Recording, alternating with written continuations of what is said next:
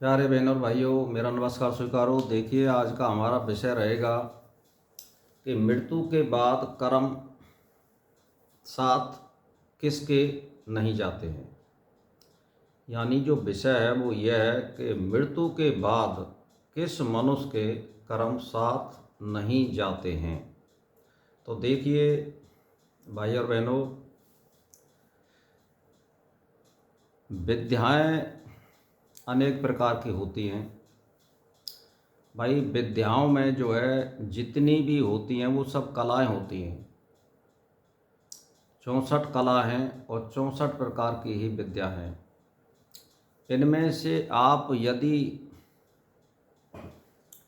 63 विद्याएं प्राप्त कर लें और 64वीं विद्या, जिसको ब्रह्म विद्या कहते हैं, वो यदि आपने प्राप्त नहीं की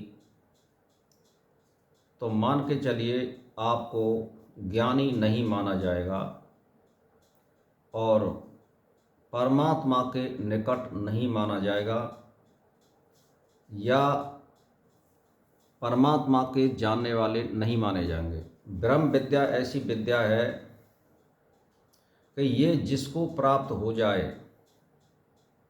बहुत कड़ी मेहनत करता है, अष्टांग योग का पालन करता है और सारे नियमों का पालन करते हुए वो अपने मन में ही मगन रहता है। किसी के दान की उपेक्षा नहीं रखता है, किसी के लेने देने की उपेक्षा नहीं रखता है और वो ना ज़्यादा अपने शान शौकत पर ध्यान देता है। वो केवल उसका जो लक्ष्य होता है वो ब्रह्म प्राप्ति, परमात्मा प्राप्ति का होता है। और वो है ब्रह्म प्राप्ति जो है साकार में तो हो नहीं सकती है, वो निराकार वृत्ति वाले की हो सकती है। या यदि आप अर्थ लगा दें, जैसे मान के चलिए आप राम, हनुमान, कृष्ण या देवी, किसी का यदि साक्षात्कार करना चाहते हैं तो साकार में जो फोटो बना हुआ है उसका साक्षात्कार ना करें। प्रकाश रूप में यदि आपको साक्षात्कार हो जाता है तो ब्रह्म प्राप्ति की एक झलक तो आपको प्राप्त हो जाएगी, टू कॉफ़ी। लेकिन फिर उस पर दीर्घकाल और निरंतर आपको नियमबद्ध तरीका से सारे कर्म करने पड़ेंगे। जैसे सुबह 3 बजे उठना और अपने नित्य नैमित्तिक कर्म करते हुए 2-3 घंटा का यानी 2 घंटे का अभ्यास भजन का करना, ध्यान का करना।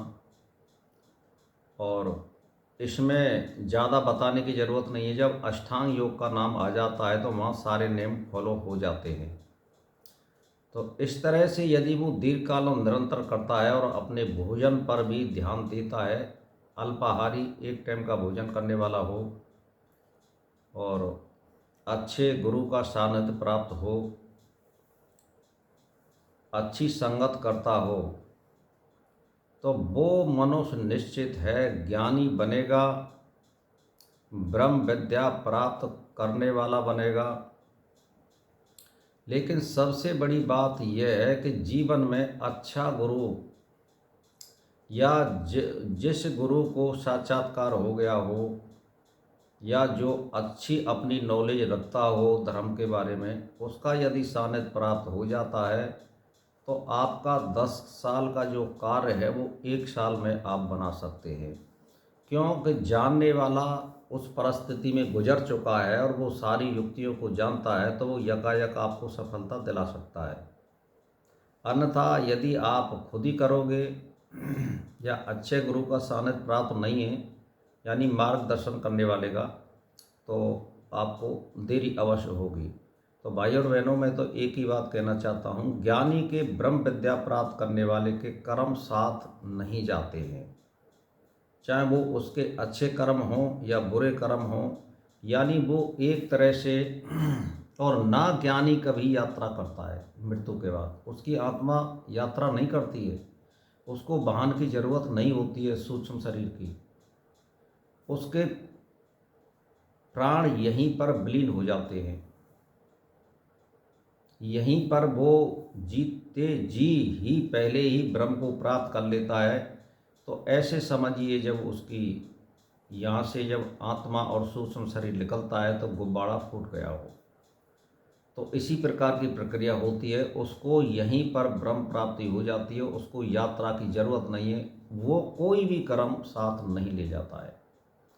अन्यथा यदि आप खूब योगेश्वर हैं, सिद्धि रिद्धि करने वाले हैं, लेकिन आपके साथ कर्म जाएंगे, और यदि कर्म साथ जाएंगे तो ये निश्चित है आपको जन्म मिलेगा, मुक्ति नहीं होगी, चाहे पुण्य हो या पाप हो।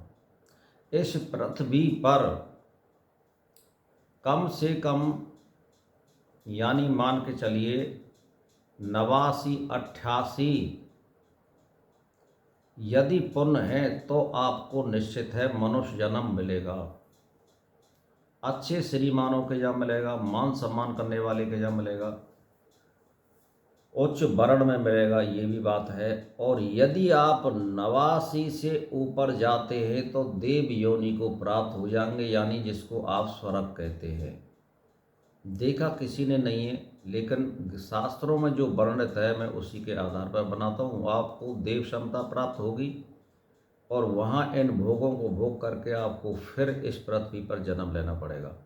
लेकिन ज्ञानी और मुक्ति वाले को जन्म नहीं मिलता है। वो जैसे समझिए, जैसे आप गंगा, जमुना, सरस्वती, नर्मदा आदि जो नदी हैं, तो यहाँ तक जब तक आप समुद्र में ये नहीं मिल जाती हैं तब तक इनका नाम बरकरार रहेगा, और जब ये समुद्र में मिल जाती हैं तो वहाँ इनका नाम समाप्त हो जाता है, यानी वो फिर समुद्र हो जाती है।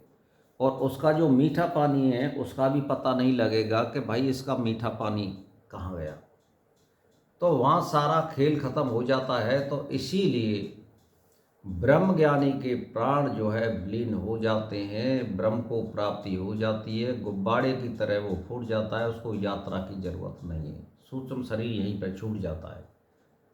तो भाई और बहनों, मेरा इसी के साथ नमस्कार स्वीकार हो।